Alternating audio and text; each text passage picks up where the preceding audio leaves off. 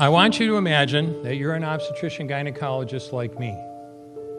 And I want you to imagine that you are a pro-choice obstetrician gynecologist like I used to be. Your patient today is 17 years old. She's 20 weeks pregnant. Now, if you could see her baby, which is very easy to do on an ultrasound, her baby would be as big as the length of your hand, from head to rump, from your middle finger to your wrist. That big. She's been feeling her baby kick for the last 2 weeks, but now she's asleep on an operating room table, and you're there to help her with her problem.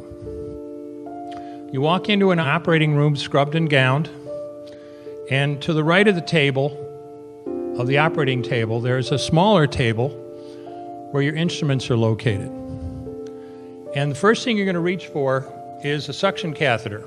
It's about 9 inches long, it's clear plastic, and I want you to picture yourself putting this up through the vagina, through the cervix, and into the uterus, and then instruct your circulating nurse to turn on the suction machine. Now what you'll see is pale yellow fluid running through the tubing into the machine. That was the amniotic fluid that was there to protect the baby. Now if she were only, and I told you, a 20-week baby, head to rump, not counting the legs, is the middle of your finger to your wrist. If she were 12 weeks pregnant or less, measured from her last period, her baby would be, a 12-week baby is the width of your hand, head to rump, not counting the legs. And if she were 12 weeks pregnant or less, you pretty much could do the entire abortion with this one instrument.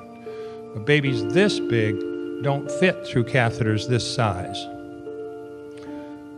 When you're done with that, you reach for your Sofer clamp. You get your Sofer clamp. It's about 13 inches long, it's stainless steel, and the business end, when you get a hold of this, look at it, it's about 2.5 inches long and 1/2 inch wide. And when you get this in your hands and look at it, you're going to feel it's a heavy clamp.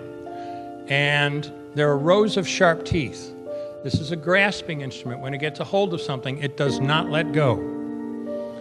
A D&E abortion, a second trimester D&E abortion, is a blind procedure. You can't see anything. It's all done by feel. So picture yourself, and I'm serious, picture yourself putting this up through the uterus. Be really careful, because the walls are thin and soft, and it is easy as pie to go right through them. Then grasp with the instrument. Grab hold of anything you can. You can't see what you're doing, just grab something. And feel yourself pulling, and I mean hard. And out pops the leg that big, which you put down on the table. Reach in again. Grab blindly, pull hard. Out comes an arm the same length, which you put down on the table. And reach in with this instrument again and again, and tear out the spine, the intestines, and the heart and lungs.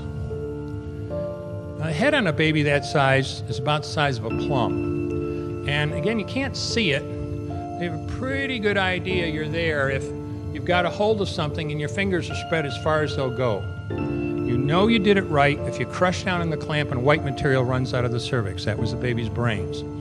Now you can pull out skull pieces. You have a bad day like I had a lot of times. Sometimes a little face comes back and stares back at you. Congratulations. You just successfully performed a second trimester D&E abortion. You just affirmed her right to choose. You just made $800 cash in 15 minutes. And when somebody goes, I'm pro-choice, then I hope they understand exactly what it is that they're championing.